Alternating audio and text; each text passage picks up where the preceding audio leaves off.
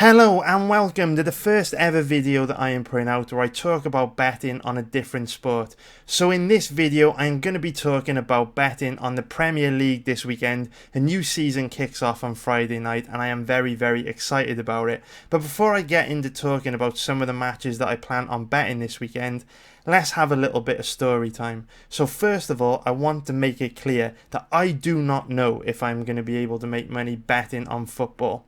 I am very confident that if you follow my betting advice on MMA, you will make money long term. I've been betting on MMA for 10 years and I've got a long and documented history of my results on my website that are backed up for and vouched by many people in my community that you can find in my chat room every day on my website. I'm very confident in giving you MMA advice because I bet on MMA for a living. I know what I'm doing, I know what I'm talking about, and I know that I'm profitable long term. So why would someone that is quite comfortable earning a living from MMA think about betting on other sports? Why not just stick to what you're good at? And that is a very good question. And the answer to that question is that over the last couple of years, betting websites have become a lot more aggressive at shutting down players that are profitable, either by closing their accounts or severely limiting the amount of money that they can bet on MMA fights. Now I've got a couple of videos that I've recorded which will be coming out on this over the next few months, just haven't had time to edit them yet, but in those videos I will be showing you exactly what happens when a betting website shuts you down for making too much money. I don't want to get into that in this video, otherwise it'll end up being crazy long, but basically that is my motivation for trying to move into betting on other sports and see if there are any transferable skills that I can take from making a living on MMA into betting on other sports. Because people always ask me, have you ever trained MMA? Do you ever fight MMA? And the answer is no. I'm just a huge fan.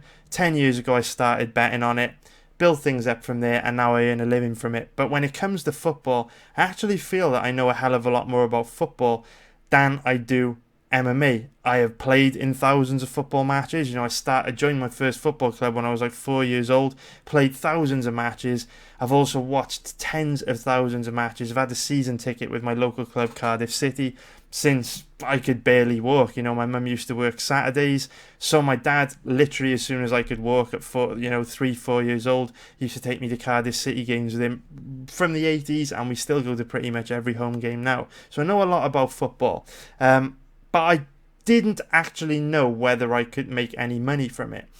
And the reason why I'm so interested in betting on football is because liquidity, which means the total amount of money bet on a particular sport, is very low in MMA. The maximum bet limits are very low in MMA, which means it's very difficult for me to make any more money from betting on MMA than I am at the moment, because I've kind of reached a point where I'm hitting the max bet limits, and as soon as I make any kind of profit on a betting website, they're closing my account and limiting me, which is very annoying. But other sports like football or soccer, NFL, NBA, NHL, sports at the highest level, these big sports that everyone's interested in, they have a massive amount of liquidity, which means you can make a hell of a lot more money betting on them without being shut down. So for example, betting on MMA, you can make a very comfortable £50,000 to £100,000 a year profit, no problem.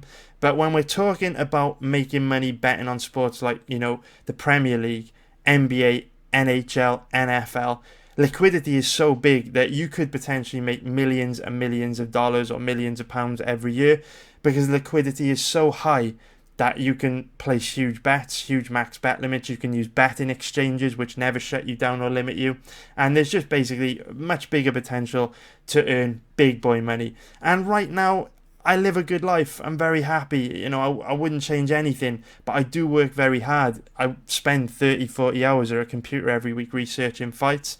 And I'm pretty much always going to be able to do that, because right now the money I make from gambling is a very well paid job. It's the equivalent to a very well paid job. But if I actually get to mastering a sport like betting on football with high liquidity, that's when you get into territory where you can make tens of millions and be able to retire very young, which is the dream for everyone, let's be real. So I thought it would be really cool to see if I had any transferable skills from making a living betting on MMA that could be used to make money betting other sports. So last summer, in the summer of 2018, at the beginning of the World Cup, I thought it would be really, really cool to just put £1,000 into a betting account and just see what I could do with it. Just see if I could make any money from that. The World Cup lasts around 6 weeks to 2 months. So if I were to lose that £1,000 that I put in, well, it was a fun experiment and I lost £1,000. No big deal. I lose that kind of money in the blink of an eye when a fighter gets knocked out that I bet on the weekends. But I actually didn't lose the £1,000. I actually made about £5,000 profit betting on the World Cup. The majority of it was from live betting, but I found that a lot of the principles that I used to make money live betting on the UFC also transferred over into betting on the World Cup. This was very interesting to me because I made a really good profit, on average, £5,000 split across 2 months. That's £2,500. That's a lot more than people earn from their day job, tax-free as well in the UK. But that got me thinking, is this beginner's luck? Or is there more to this? Could I actually make a profit betting on other sports? So then I decided to take it one step further, and at the beginning of the 2018 football season, I just began betting on the Premier League. It was Cardiff City's first time back in the Premier League in quite a while, so I was excited to see them back in the league. I'd be watching Cardiff City play every week, so I've got a season ticket for them in the Premier League. So I just started betting on the Premier League, and you know what? The World Cup wasn't beginner's luck because I did pretty fucking good. I made a lot of money betting on the Premier League. And as the season went on, I made money betting boxing, NBA, NFL. Made a lot of money betting on NFL. I know nothing about American football. The only sport I got destroyed on was ice hockey, but, can't win them all. But I was using principles that I learned from making money betting on MMA and the UFC and just basically, common sense compound interest strategies to grow money and manage risk. I was finding that they were working very, very, very, very well betting other sports with only light research and just by using common sense and good risk management principles. But I have no idea how much money I made last year because it was really a casual thing for me. The money that I was betting on other sports was mixed up in account balances that I used to bet on MMA. Now, I do know I made a very, very, very big profit betting at the sports, but I don't know exactly how much. So I guess this is stage 3 of this experiment. In a small vacuum, I made money betting on the World Cup. Then I made money across multiple sports over an entire sports season. And now as we embark on a new Premier League season, which kicks off this Friday, I am ready to take things a lot more seriously. And I thought it would be really cool if I documented that journey on YouTube, because I'm going to be talking about different bets that I'm going to be placing in this series of YouTube videos. I'm actually going to be showing some of my betting accounts because when I bet on MMA, it's difficult for me to show you betting accounts because bookies would be able to determine who I am and shut my account down. But I can actually show you the bets that I'm placing on other sports, higher liquidity sports, because I'll be doing the majority of my betting on betting exchanges, which never limit you. So I can show you, screenshots, the kind of bets I'm placing, screen capture, and you can see everything, pretty much everything. And I think it's going to be cool because I basically have no idea if I'm going to be successful or not. I might crash and burn and lose everything, or I might become wildly successful and earn millions. Anything could happen, right? So I thought it'd be cool to document it. Now, what I was originally planning to do was take a couple £1,000, put it into some betting exchanges, and basically every week or every other week I was going to document what my account balance was, and I was going to go back and show you all the bets that I'd placed. But I am traveling to Singapore and Bali. I'm taking 2 weeks vacation, 2 weeks holiday, traveling to Singapore and Bali in the next couple of weeks during that nice break in the UFC schedule we've got after UFC 241. So to be perfectly honest with you, I don't really want to put a couple £1,000 into betting accounts when in 2 weeks' time I'm going to be off on vacation, holiday, enjoying myself, not thinking about gambling, because let's be real, I've got a kid, I've got a wife, and it would be quite nice to have that extra money on vacation, especially in a city like Singapore, where I hear the shopping is phenomenal. I'm staying at the Marina Bay Sands, and I've heard the shopping mall there is incredible. I've also heard that there's a Pokemon supermarket, like an entire Pokemon superstore, massive store in Singapore airport. My son's crazy on Nintendo and Pokemon, so it's going to be an expensive trip for me. So I just didn't want to have all the money tied up before I go on vacation. But when I get back, I'm going to take a couple £1,000, pop it into some betting exchanges and start that betting challenge so that you can actually see if, using light research, common sense, good risk management and compound interest, if you can make money betting on any sport. That's going to be my goal. I did very well last year. Maybe it was beginner's luck, but I'm hoping I can do it this year. But I just want to warn you that this is an experiment. I don't know if I'll be able to make money. So when I am talking about betting on other sports in this video, if you think of tailing me, just remember, I know absolutely nothing about these sports.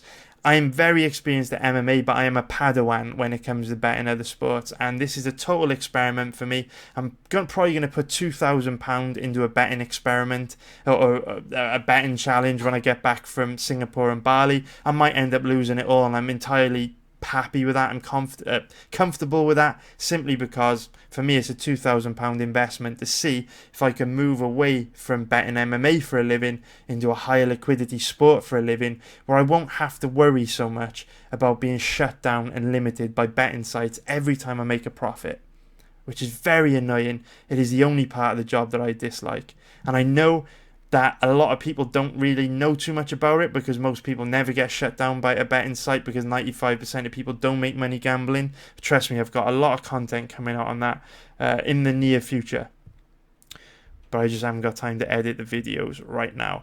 So now let's talk about a few of the bets that I am placing this weekend myself. I'm placing them myself, and when I start to do this official betting challenge in a couple of months' time, when I get back from Singapore and Bali, you will actually be able to see me place these bets myself. In fact, I'll probably do them in a video like this, where I'll show you physically placing the bets on Betfair Exchange. And at this point, I do also want to make it very clear that even though I am using STS Bet in this video, this is not paid sponsorship. I gain absolutely nothing from including STS Bet in this video. You won't find any affiliate links below. The reason why I'm using STS Bet in this video, though, is because bookies are total bastards, and STS Bet is one of the few betting websites which is not blacklisted on the PC that I'm currently using to record this video. Almost every other betting site on earth is blacklisted on this PC because I've had it for a while now. STS Bet aren't, which is the reason why I'm using their site. So nothing to do with sponsorship. I don't endorse STS Bet in any way, but I'm using them because I can still bet there using this PC. Although I'm not going to log into my account because I don't want to reveal my username for obvious reasons. So the first bet that I think is a decent bet in the Premier League this weekend, I recommend taking, or actually I don't recommend anything. Don't listen to me. I don't recommend anything. I don't know anything about football betting. I probably will lose, right? But I personally am betting Liverpool and Spurs in a double this weekend, and you're not going to be able to see my bet slip because the face cam is in the way. Very, very, very annoying. That is very annoying. I can't move it either. Having all kinds of problems here. Alright, let's just get rid of that. You won't be able to see it because the face cam's in the way. Very annoying. Okay, if you bet a double, which is a parlay or an accumulator, two-leg parlay accumulator, with Liverpool to beat Norwich and Spurs to beat Aston Villa, that will give you odds of around about 1.50, which is minus 200. And I should probably bring up my implied probability calculator so I can talk in money line odds. But yeah, if you bet Liverpool to win and Spurs to win, 1.50 minus 200, I think that's a pretty good bet. And the reason why I like that bet this weekend is because I do feel both teams are close to free money. Obviously, Spurs and Liverpool, two of the strongest teams in league. Liverpool finished runners-up to Man City last year, and they looked incredible last weekend against Man City in the Community Shield, took them all the way to penalties, had a very, very strong second half, and they were missing some key players in that game. You know, Mane didn't even play, and they looked very, very good. Now, Norwich, newly promoted into the league this year, they came up from the Championship. And if we look at the transfers made by all the clubs, we can see that Norwich haven't really done that much to strengthen their team. We can see that they haven't really brought in any proven, Premier League players. I know that the transfer window doesn't close until tomorrow night, but haven't really brought in any proven Premier League quality players, and I think they're really, really going to struggle this year. I mean, on deadline day, they're not really going to be able to bring in any real quality to really change how they look, and I just think Norwich are going to struggle bad this season. Now, I know the teams are inconsistent in the Premier League. I do know that you get crazy upsets, but with this being the first game of the season, Anfield is going to be absolutely rocking. Liverpool are coming off the back of a big Champions League win. Took Man City the Community Shield all the way last week and looked great. They're going to want to kick off the season with a nice big win, and teams very rarely underperform on the opening day of the season when they're at home, because you've got the home fans behind you. Everyone's excited for the new season, and yeah, I don't need to justify why fucking Liverpool are going to beat Norwich. Should be free money, and that's why Liverpool are the biggest favourites in the league this weekend. But most of the same things can be said about Spurs against Aston Villa. So Aston Villa are a newly promoted team. They are a team that have spent a hell of a lot more money than Norwich. If we take a look at the transfers, they have brought in a hell of a lot of new players. We can see here, some really decent players. Tyrone Mings is a great signing from Bournemouth. He done really well from last season. They've brought in a decent amount of players, But my problem with Villa is that when you sign a lot of new players, it takes them a while to bed in and gel together and get comfortable playing together. And one of the things that really held Aston Villa back last year, one of the reasons why they only went up to the playoffs, is that they didn't have much up front. They really didn't have much end product going forward. They struggled to score goals in the Championship. A lot of the time they struggled to break teams down. So in the Premier League, it's obviously going to be even harder. And I don't see... maybe I'm wrong, but there are no proven goal scorers here at Premier League level that they've signed. Maybe there are some gems in here that add more goals to their team, but in the opening day of the season against Spurs, one of the best teams in the Premier League, it's going to take them a while to get comfortable, a while to gel, a while to click, and for that reason, Spurs at home, the start of a big new Premier League campaign. They're going to have the crowd behind them, great atmosphere, huge arena, huge stadium. It's a very, very difficult first matchup for Villa. And I think a double of Spurs and Liverpool to win at 1.50 minus 200. I think it's a really safe bet. I really do think it's a good bet. And I'll be quite big on this bet myself this weekend. 2-leg parlay accumulator, Spurs and Liverpool. So that's the first bet that I'm going for. Now, the second bet that I am going for this weekend, that I am placing... You're probably thinking I'm discriminating against newly promoted clubs, but I do think Bournemouth to beat Sheffield United at home is a pretty solid bet. At even money, 2.02 is plus 102. That's a really, really solid bet on Bournemouth, because Bournemouth are good everywhere. They're solid defensively, they're very, very creative in midfield, and obviously they're devastating going forward. They've got some great goal scorers, they've got a lot of firepower. And Sheffield United, newly promoted from the Championship, and they are one of the teams like Aston Villa that have brought in a lot of new players. If we scroll back down to them, you can see they brought in a hell of a lot of new players. But again, no, they haven't brought in any players that are proven Premier League level players. I mean, they've spent a lot of money bringing in Oliver McBurney from Swansea, but again, we often see a lot of players. A lot of players who do well in the Championship get signed by Premier League clubs and go up into the Premier League, and it really takes them a while to struggle to adjust the pace. You think of Maddison last season when Leicester signed him from Norwich. Maddison ended the season very well, but he really, really struggled in the first half of the season. Kept giving the ball away, lacked composure. Takes you a while to adjust the pace of the Premier League, and there are no real proven Premier League level players here that they've brought in. And again, having signed so many new players, it's going to take them a while to bed in and click. And Bournemouth away is a tough first game. It's a very, very tough first game. It's like I say, Bournemouth are great all over the pitch. They're ruthless going forward. solid defensively. And I watched Sheffield United quite a lot last season in the Championship. And even though they're very, very strong all across the pitch, one thing that I noticed is that they often really, really struggled to break teams down. And obviously, Bournemouth, very quick at the back, very solid defensively, hard work in midfield. Sheffield United was struggling to break teams down in the Championship, away to Bournemouth in the first game of the season.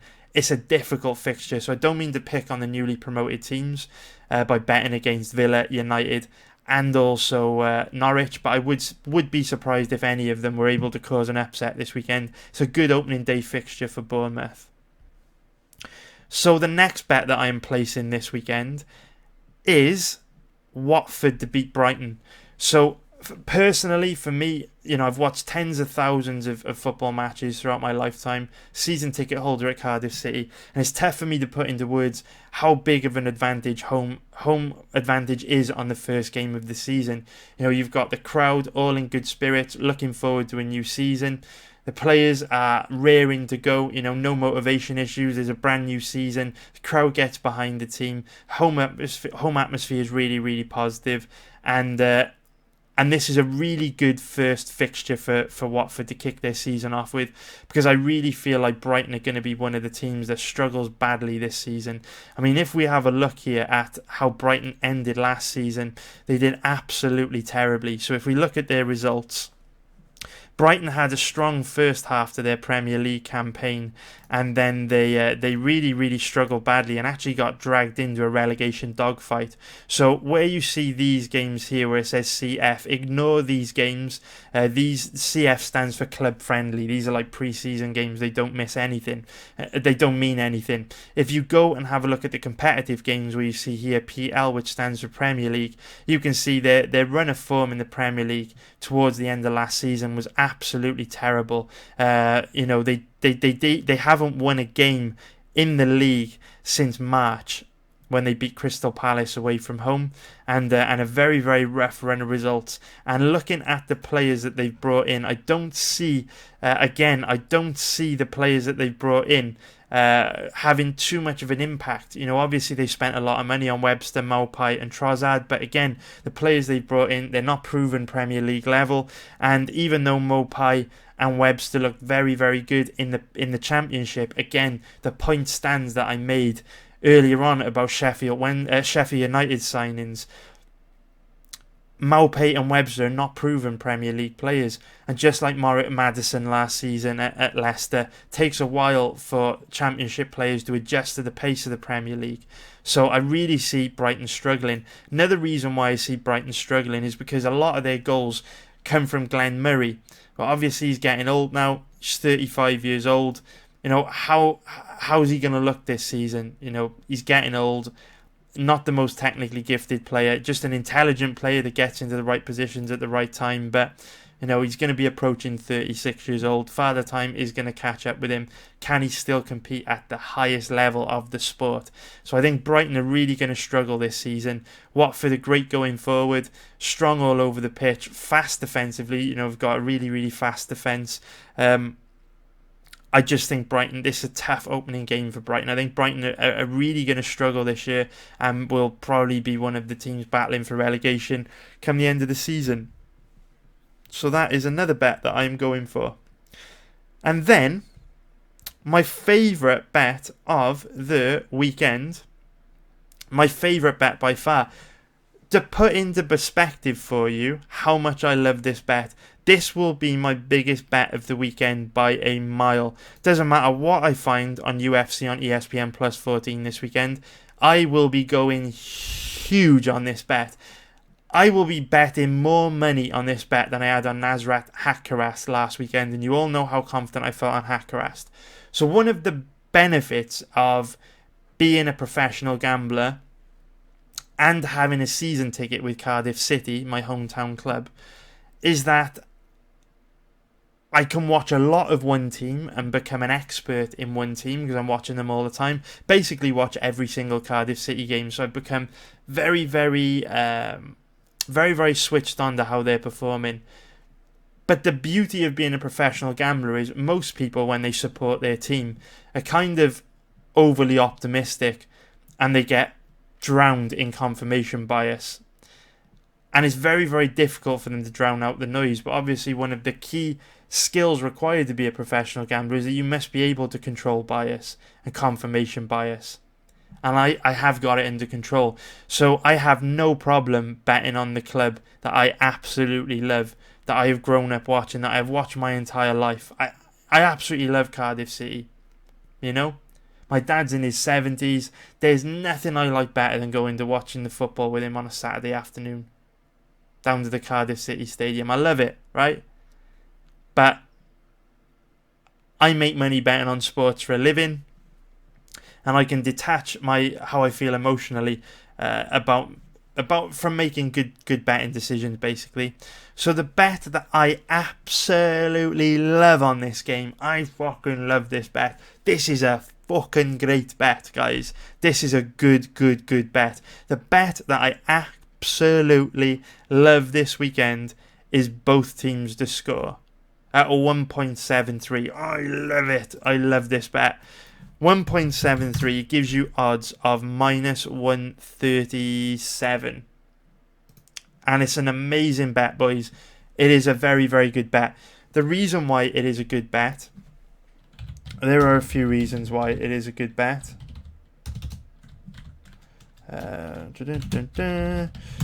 Okay, so the first reason why it is a good bet is because our goalkeeper last weekend picked up a pretty nasty injury in the first game of this season against Wigan. So our goalkeeper, Neil Etheridge, will not be playing this weekend. So we've got a young, inexperienced goalkeeper stepping up and taking his place. Played for Newport County last season, and he conceded 2 goals last weekend that probably a better experienced keeper could have done better against, but he's not the best goalkeeper. Really isn't the best goalkeeper. He's going to be playing for us this weekend while Neil Etheridge is out injured. That's the first reason why I think both teams to score is great. The second reason is because defensively we're quite poor at the moment. Very, very poor. You know, our top centre-back, Sol Bamba, is still injured. He's going to be out injured until, I think it's October. He's still recovering from a torn ACL. And in the summer, we bought a brand new centre-back in Aidan Flint. Now, Flint is a great centre-back, but he is very, very slow. And our other centre-back, Morrison, is also very slow. And as you know with centre-backs, it takes a while for them to gel and develop a solid partnership.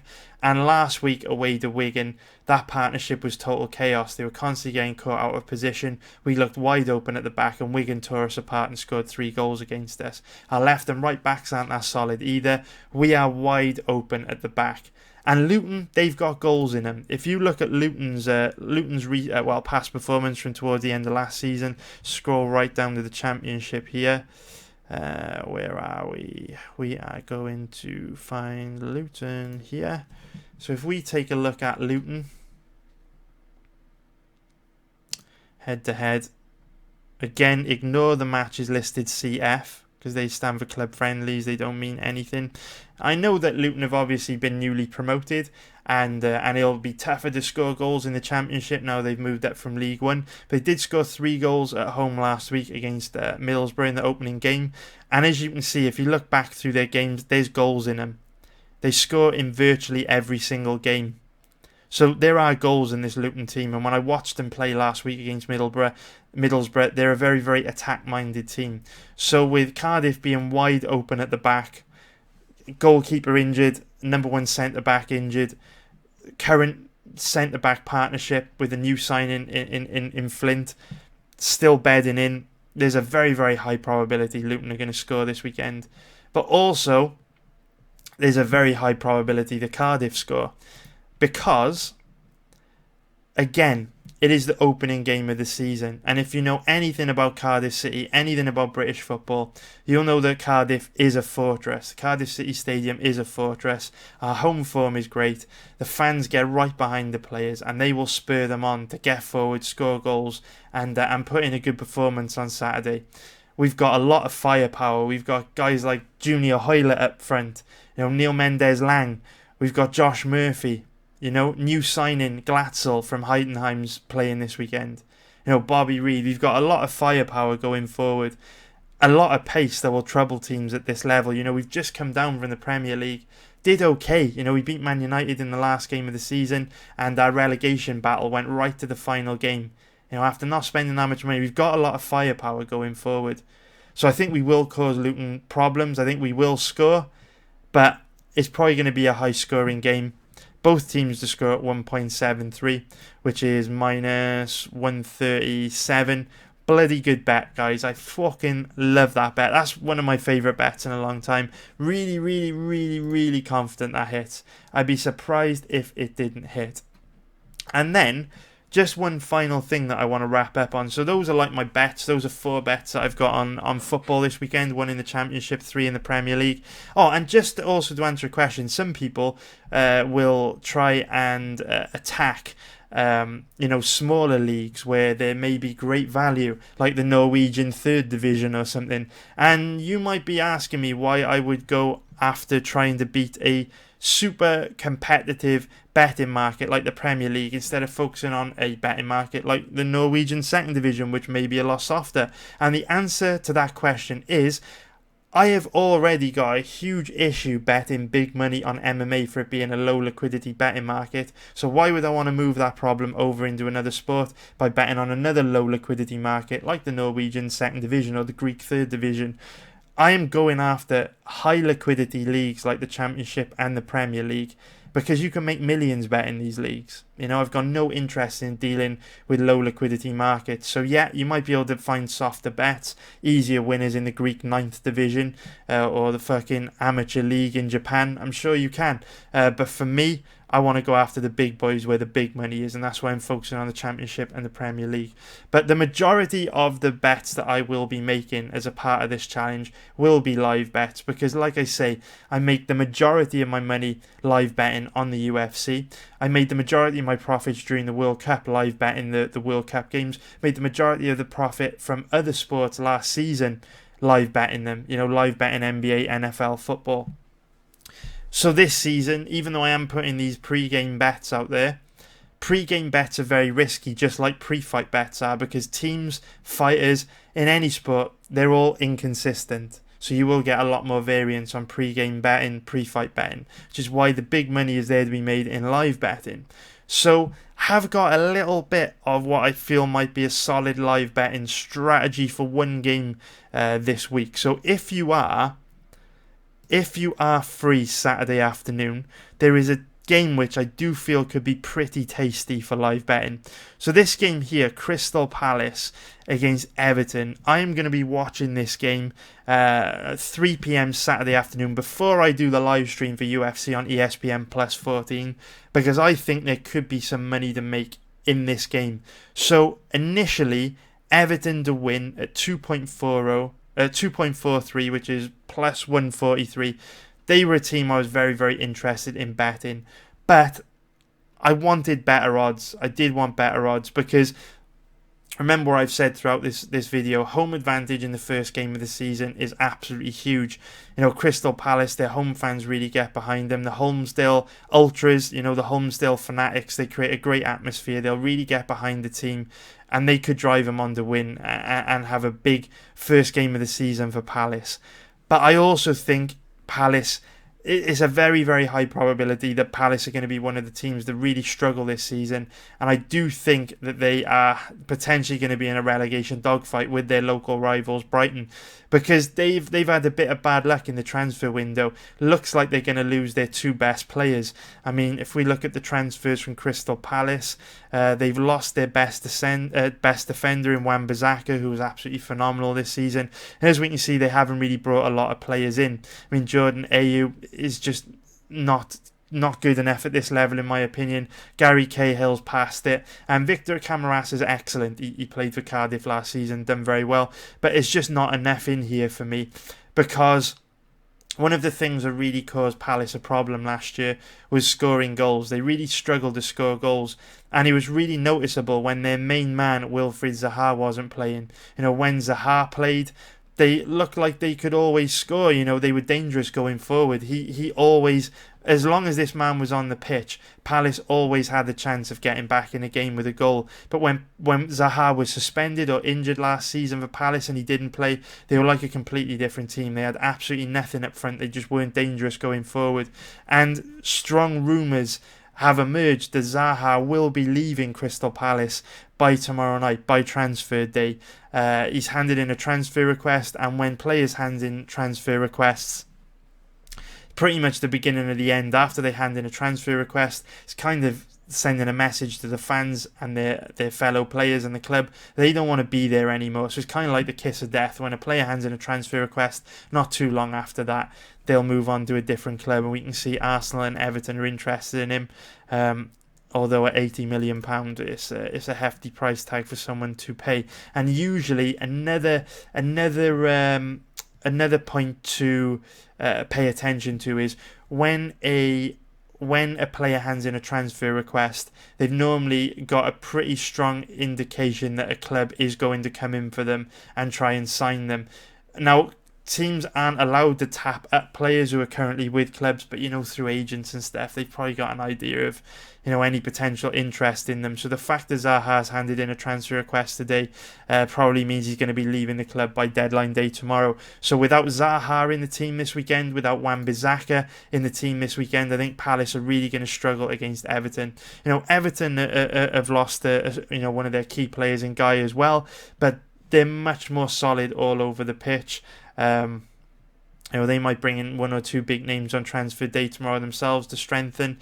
I just think that it's a good game for Everton, but with home advantage being such a big deal, particularly on the opening game of the season, I wouldn't want to jump in and bet Everton at these odds because they're away from home. A smarter thing to do would be to watch the game live, gauge whether Zaha and Wan-Bissaka not playing for them is having a big impact on their performance. By watching the game live, you'll be able to see if Palace are going to raise their game to the hype of the first game of the season with the fans behind them, if that's going to lift them in any way, or if they are really going to struggle without Wan-Bissaka and Zaha in the team. And obviously, if it looks early on in the first 10-15 minutes like they are struggling, live bet Everton at around about these odds.